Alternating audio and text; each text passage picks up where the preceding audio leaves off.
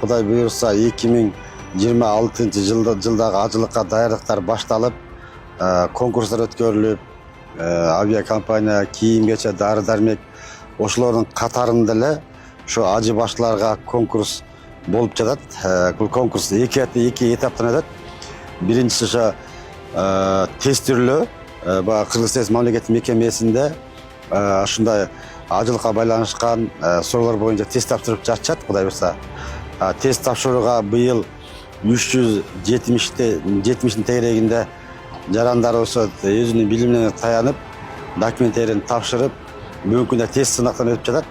Эми тест сынактан ийгиликтүү өтүп, ийгиликтүү бал алгандар кийинки этапта баарлашуу сынагына киришет. Баарлаш сынагында биз ошол жерден алардын илим деңгээлин, билим деңгээлин, жана ошондой эле канчалык жөндөмү бар тажрыйбасын, жана ошондой эле тилди канчалык деңгээлде билет, буга чейин канча тажрыйба өткөргөн, алып барып келе алабы, жоопкерчиликти ала алабы, ушул маселелердин баардыгы каралып, Кудай буйрса, адилеттүүлүк менен бир жакшы ажы баштыларды тандап алабыз деген ниетте атайын Азирети муфтинин буйругу менен комиссия түзүлгөн. Комиссия бүгүнкү күндө иштеп жатат. Кудай таалам ошо кимди ажылыкка, ажы баштылыкка кызматка насип кылган болсо, жакшы ийгиликтерин берип, ажыларга кызмат кылууну баардыгыбызга насип кылсын. Бул ажыларга кызмат кылуу, бул биз адам үчүн бир сыймык десек болот.